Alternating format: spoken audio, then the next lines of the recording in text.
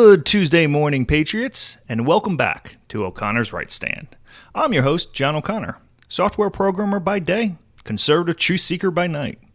I'll keep this short and sweet since we have a lot to cover, but this past weekend my fiancé and I went to the Alcatraz East Crime Museum out in Pigeon Forge, Tennessee. And honestly, I highly recommend going. But if you do go on a weekday so you can actually spend the time reading up on the odd and bizarre artifacts they have. Because the crowds, I swear, will just push you on and you'll have only a few seconds to look at some other things. Some of the stuff there was authentic medieval torture devices, O.J. Simpson's Bronco, Wayne Gacy's clown outfits, and even a real electric chair that was decommissioned. If you are interested, head on over to X at O'Connor Podcasts. I put up some of the pictures that I found intriguing, and definitely let me know which item you were fascinated by. Today, we're talking about something that bothers me more the longer it goes unsolved. 4 years ago, on January 5th and 6th, 2021, someone planted 2 pipe bombs in Washington, D.C., one at the Democratic National Committee headquarters, one at the Republican National Committee. These weren't fake devices. These weren't props.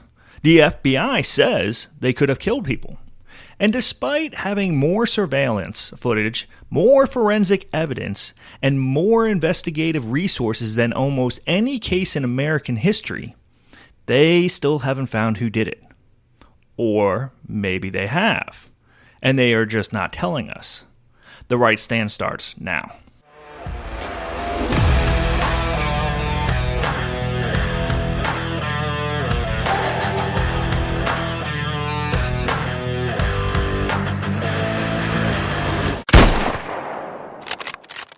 Alright, first things first. Let's establish what we actually know happened. No theories yet, just the verified timeline. January 5th, 2021. Evening hours. Someone dressed in a gray hooded sweatshirt, face mask, black gloves, and Nike Air Max Speed Turf shoes, very distinctive shoes with a yellow logo, walks through Capitol Hill carrying a backpack. At 7:54 p.m., this person plants a pipe bomb outside the DNC headquarters. 22 minutes later, at 8:16 p.m., they plant a second bomb outside the RNC headquarters. Both devices are 8-inch galvanized pipes with threaded caps filled with homemade black powder, potassium nitrate, sulfur, and charcoal. Each one has a 60-minute kitchen timer attached. Now, here's where it gets peculiar, Patriots. Those bombs weren't discovered until the next day, January 6th, around 1 p.m. That's roughly 17 hours after they were planted. So just think about that for a second. If you attach a 60-minute kitchen timer to a bomb at 8 p.m., when does that bomb go off? 9 p.m. that same night, right? Basic math? But these bombs didn't go off. And when they were discovered, 17 hours later, one of them, the RNC bomb, had a timer showing 20 minutes remaining according to the woman who found it. So, either these timers got stuck, the batteries died, or something else is going on here that doesn't match the official FBI timeline. Now, let's talk about what makes this case even more serious. On the morning of January 6th, Kamala Harris, who was vice president-elect at the time, arrived at the DNC headquarters at 11:30 a.m. She was there for meetings. And regarding Kamala, there is a whole story there on why she avoids telling us the truth as to why exactly she was there. In my opinion, she's a part of this, but let's stick to what we know at this point. So, the Secret Service did their standard security sweep before she arrived. 2 canine bomb-sniffing units went through the area. Multiple agents checked the perimeter. Standard procedure for protecting someone at that level. And they missed it. A pipe bomb was sitting on a bench about 20 feet from the building. Harris's motorcade drove within yards of it when she arrived. She was inside that building for nearly 2 hours before someone finally spotted the device around 1:05 p.m. Here's what bothers me about this, Patriots. After 9/11, we've spent billions of dollars training canine units to detect explosives. We've developed technology, procedures, protocols. These are among the best trained bomb-sniffing dogs in the world, working for the Secret Service protecting the Vice President-elect of the United States. And according to House Oversight Report from January 2025, more than 10 Secret Service agents and 2 canine teams came within feet of that pipe bomb and never detected it. How does that happen? So what has the FBI done about this? Well, according to them, everything possible. They say they've conducted over 1,000 interviews. They've reviewed 39,000 video files. They've assessed more than 600 tips from the public. They identified the specific Nike shoes the suspect wore, Nike Air Max Speed Turf with the yellow logo, and tracked down that only 25,000 pairs were sold between August 2018 and January 2021. They determined the suspect is approximately 5 feet 7 inches tall. They issued geofence warrants for cell phone data from the area. They analyzed cell tower information. They did forensic analysis on the bombs themselves. And according to the FBI, they traced the suspect into a metro station, identified the fare card that was used, followed that fare card to determine where the person got off, and used surveillance cameras to track them to a specific house in Northern Virginia. That's from former FBI agent Kyle Seraphin. He was on the surveillance team assigned to watch that house. He and his team staked it out for days, waiting for the right moment to interview the person of interest. And then, according to Seraphin, they were pulled off. No interview conducted.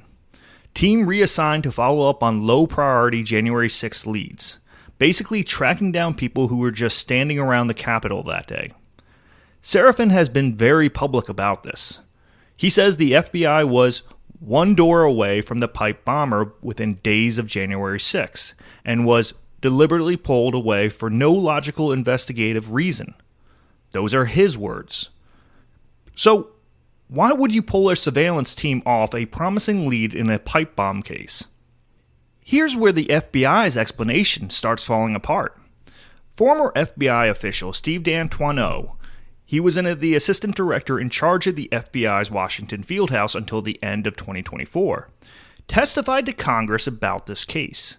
He said they tried to use cell phone data to identify the suspect, but the data from one of the major carriers was corrupted. We did a complete geofence, Steve said.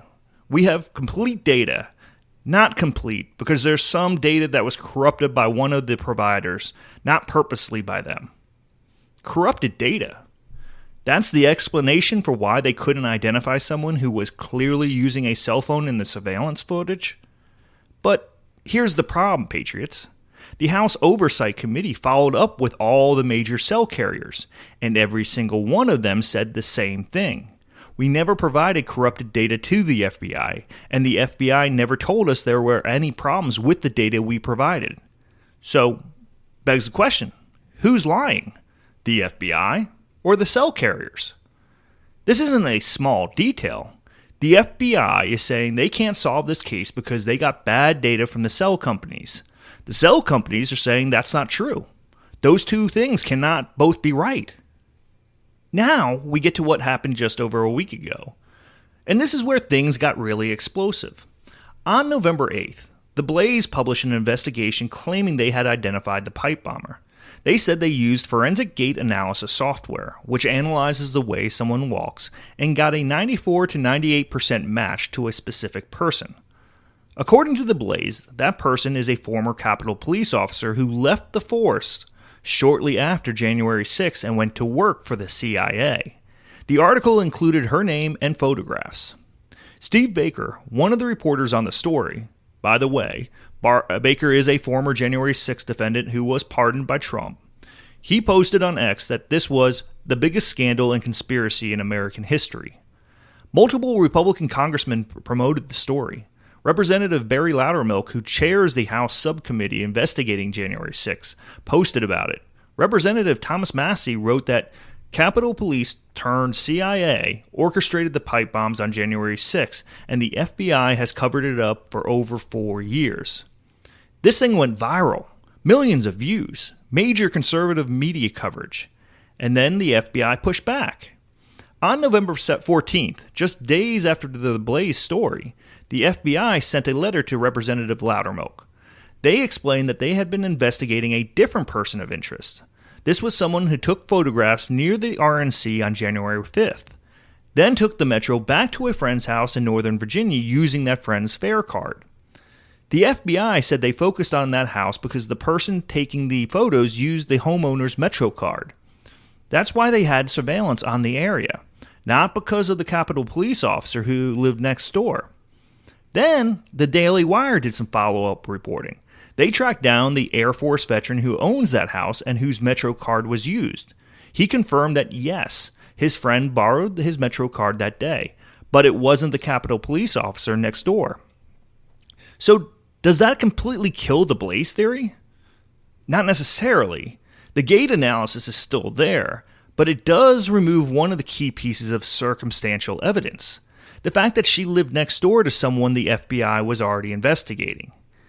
What we're left with is Gait analysis, which, as experts will tell you, isn't like fingerprints or DNA. It's not standalone evidence. It might be part of a case, but you still need more. Now, here's where this gets even more thought-provoking. Dan Bongino, you all know who he is. Former Secret Service agent, hugely popular conservative podcast host. For years, I would listen to his podcast every single day, and Bongino, since the beginning, has been saying the pipe bombs were an inside job.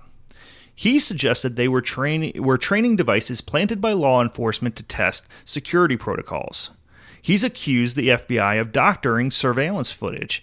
He said the pipe bombs were an effort to frame MAGA people and create a narrative that Trump supporters were trying to assassinate Kamala Harris. Folks, this guy was an insider, Bongino said on his show. This wasn't an inside job, and it is the biggest scandal in FBI history. That was Dan Bongino, the podcast host. Now, Dan Bongino is FBI Deputy Director. He's literally the number 2 person at the FBI, helping oversee this very investigation. And just this past Sunday, FBI Director Kash Patel went on Fox News and said about the pipe bomber case, "I think you'll see something on that front very soon. We can't reveal our ongoing investigation." Something's coming, Patriots. Something's coming. Let's talk about one of the main theories here, that these bombs were never meant to explode, that they were planted as a diversion.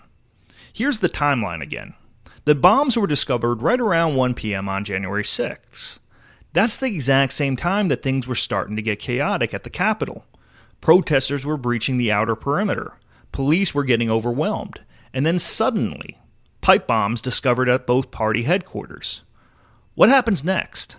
Bomb squads get diverted from the Capitol. Tactical teams respond to the DNC and RNC. K-9 units get pulled. Resources that would have been at the Capitol are now a quarter mile away dealing with these devices. Representative Loudermilk, who's done extensive investigation on this, says, "The single greatest action that facilitated the protesters' ease of entry into the Capitol on January 6th was the placing of the pipe bombs and the diversionary effect that it had on security resources which would have otherwise been at the Capitol." Think about it from that angle. If you wanted to make it easier for protesters to get into the Capitol, what would you do? You'd create an emergency somewhere else that pulls security resources away. And if that was your plan, would you want the bombs to actually explode the night before? No. You'd want them discovered on January 6th, right when you need the diversion. That's one theory. I'm not saying it's proven, but it does explain a lot. Here's what frustrates me about this case. Capitol Hill is one of the most heavily surveilled areas in the entire country. Security cameras everywhere, traffic cameras, private building cameras. The FBI has access to all of it. They have released some footage, grainy clips showing the suspect walking through an alley, sitting on a bench near where the DNC bomb was planted. But experts have pointed out something interesting. The FBI released footage at 1 frame per second. Normal security camera footage runs at 15 frames per second or higher. When you drop it to 1 frame per second, you lose massive amounts of detail. You can't analyze movements properly. You can't see the fine details of what someone's doing. Why would the FBI deliberately reduce the frame rate before releasing it to the public? And here's the bigger question. They have shown us footage of the suspect near where the bombs were placed, but they haven't released footage of the actual planting of either bomb. You know there has to be cameras that captured that, so where's that footage? They have video of the suspect appearing to use a cell phone, but they claim they can't identify the person through phone records because of corrupted data. They tracked the suspect to a metro station and identified the specific fare card used, but we haven't seen that evidence. It feels like every time you ask, what about this evidence? The answer is either we can't release that, or that data was corrupted, or we're still investigating. After 4 years. Patriots, let me bring this home. I work in software. I solve problems for a living. And when I can't solve a problem, it usually comes down to one of 3 things. Either I don't have the information I need, or I'm approaching it the wrong way, or, and this is key, I'm not actually trying to solve it. Does the FBI have the information? Absolutely. They have more surveillance footage, more forensic evidence, more investigative resources than any law enforcement agency in human history. They found hundreds of January 6 protesters from social media selfies and hotel records.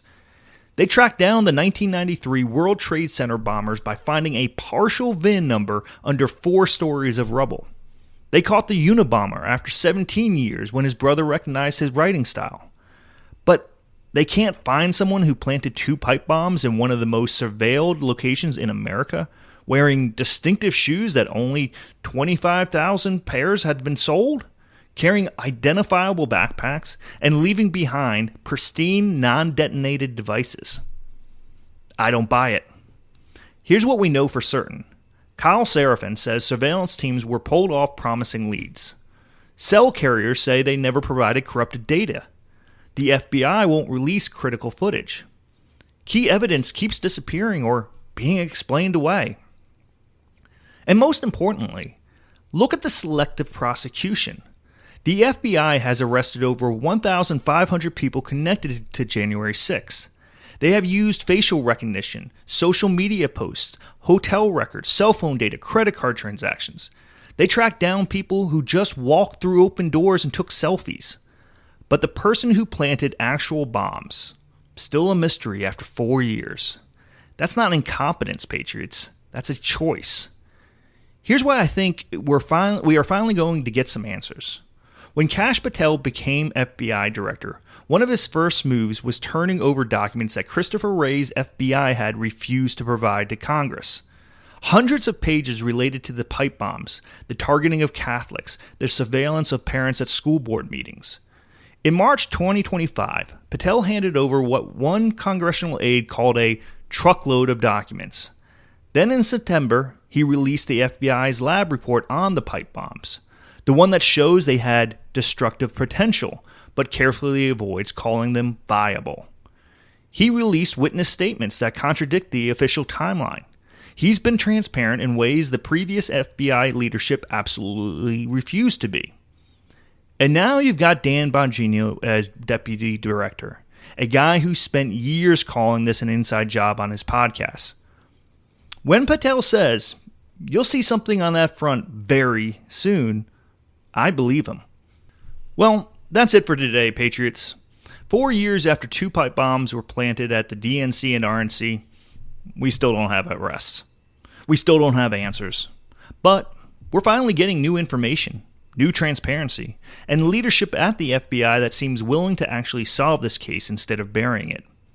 The pipe bomber story isn't just about 2 bombs that didn't explode. It's about selective justice. It's about an FBI that prosecuted January 6 protesters with ruthless efficiency while letting the person who planted actual explosives remain free. It's about evidence that disappears and explanations that just don't add up. And it's about whether we are finally going to get the truth. If you want to support the show, head over to o'connorsrightstand.com and follow me on X at O'Connor Podcasts. Deep dives every Tuesday and Thursday. Our Quick Strike podcasts are every Monday, Wednesday, and Friday. Until Thursday, Patriots, stay strong, stay informed, and stay unapologetically American. This is John O'Connor, signing off.